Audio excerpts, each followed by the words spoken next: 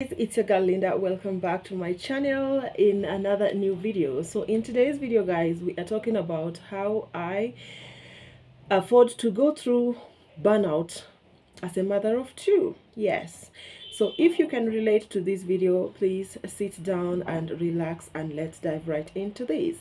So guys, motherhood is a very beautiful thing, and no doubt everybody wants to be a mother. Actually, not everybody, but basically a good number of women see motherhood as an achievement. They see it as a milestone in life.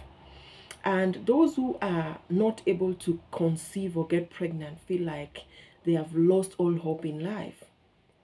Well, on the other hand, those ones who have conceived and have children can tell you the pros and cons of the whole experience. Okay, so guys, before I had babies, I used to see my mother working the whole day. Like, I used to ask her, what are you always looking for? You're always up and down until the day gets dark.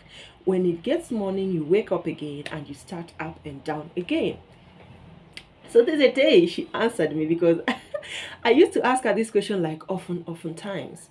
So there's a day she told me, when you grow up and get married, you'll know what I'm always looking for in the morning till night. And guys, to tell you the truth, I hate to say it, but to tell you the truth, now that I am married and I have 2 kids on my plate, actually 3 kids, because my 2 kids plus my husband. Yes, so now that I'm married and I have these guys on my plate, I now know why she kept working day from the morning to night. As in, she kept, to me, back then, it was as if she kept pacing up and down, looking for what I don't know until the day gets dark. Then when it gets dark, it will now tell her that, okay, you're supposed to go and rest. Okay, so the truth is that when you have children, you feel like, first of all, some people suffer this forgetfulness. When you're burnt out, you tend to forget a lot. It happens to many people. And this also can worsen depending on how you decide to handle yourself. So what I do when I'm burnt out, that's the most, let me say, the title of this video, okay, how I handle my burnout as a mom of 2. First of all, I take my me time. I stay away from those kids, okay? I stay on my own lane. Like, if maybe the little one sleeps, I'll just tell the elder one, go and either watch television, okay, because he's not old enough to do homework on his own. And whenever he does homework, he needs my attention. And at this point, I am burnt out. I don't need anybody to disturb. So I'll say, go and watch television. And then I'll just go to one corner and sit on my own. I'll now go to one corner and sit on my own. That is the first thing I do. I do me time. I do me time. Another thing I do, I pray. Guys, do you know that you don't need to actually like go on your knees or get up or sit in a certain posture to pray, okay? And you don't need to be loud and vocal about it. Sometimes you can just pray from your heart. And my short prayer that has really helped me has always been, God, I know these kids need me, and I need strength to take care of them every single day. I need strength to watch them grow. I need strength to cook for them, to wash them, to clean them, to clean their clothes, to make the environment good. I need strength for that. Please, can you give me the strength that I know you supply exceedingly abundantly. Give me that strength beyond the strength I can explain. I leave it at that. The number 3 thing I do when I'm experiencing burnout, I go out and take care of myself. Just going to a spa, having a facial, having a manicure, a pedicure, having gel polish done on you. Basically just them massaging your feet and making you feel good. To me, it makes me refreshed. Number 4 thing that I do to overcome my burnout as a mother is I read some books. I like reading. I read some books. I can just take a book that is in my shelf and start reading on something. I can equally read online, an article online. I can equally watch movies in my phone, of course, because when I'm burnt out, I don't want anybody in my space. I want to stay on my own lane. So because I have internet in my house, I'll just go to YouTube or go to Google or go to anywhere I want to go to and just watch something that will calm me down. Because you guys know that there are different types of entertainments for different purposes. Like there's some kind of music you can listen to when you're high, but when you have empty head, they are noise. You understand? Because when you're high, you're vibing high things, and the noise is even better for you. So I'll just take my phone and watch some movies or listen to some songs that calm me down. Another one is I just sleep. And the best way for me to sleep is to on down something, maybe a video conversation. I don't necessarily need to watch to understand what they're saying, but as long as they're talking in the background, then sleep will just carry me and go.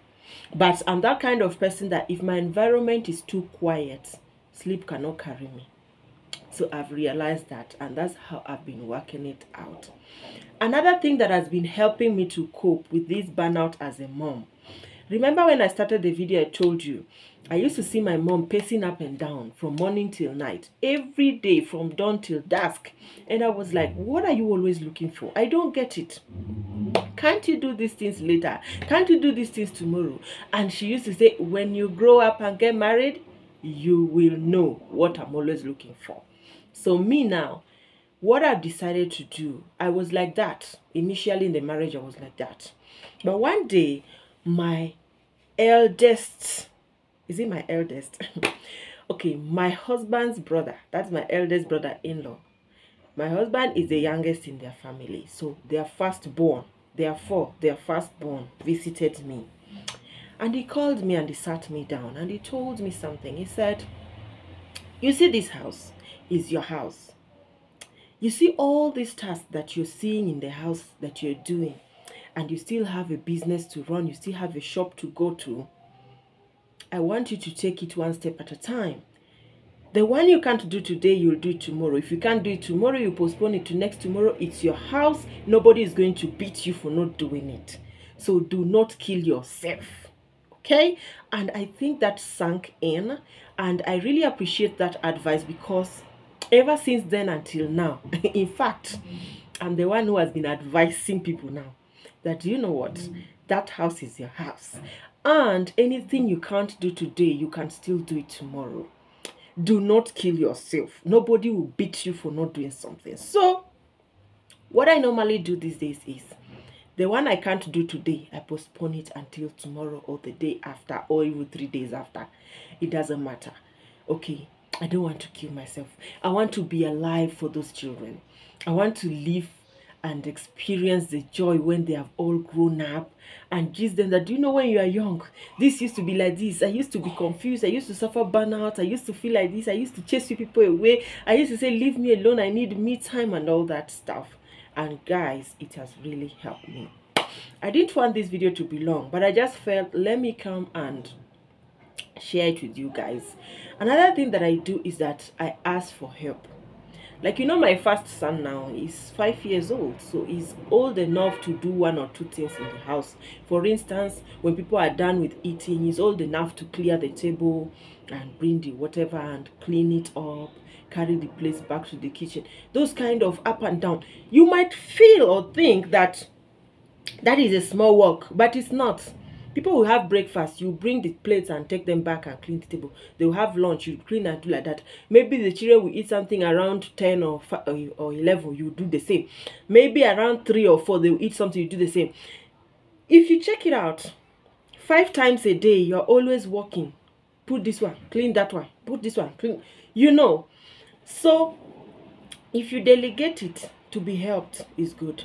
Another thing I do is that when I'm just so burnt out and so tired, I feel so dizzy, I feel so weak, so lifeless, I feel shaky, you know, I just feel like I'm trembling, I feel like having a panic attack. So what I do is I just ask for help whoever is with me in the house at the time. Even if it's my husband, even if it's another person, I just say, please help me do this one. I'm feeling somehow. I can't do it. Okay, and even if it's those days that I don't feel like I have strength to cook anymore, I'll just be very open and frank and tell my husband, Sissy, babe, I am tired. Can you guys just buy something? And we can actually buy something over the whatever eatery and eat and call it a night. Or we can decide to fix something for all of us. And it really helps. What I've come to notice in this life is that silence is what kills people. If you die in silence, nobody will know. And whoever lives with you is not a ghost, neither are they angels. They can't know something unless you tell them. So if you are tired or you're burnt out and you did not tell your husband you're burnt out, these creatures are very funny. He's not going to notice that you're burnt out unless you open your mouth and say it. So my dear sisters, let's start speaking out, okay? Don't die in silence. Don't kill yourself.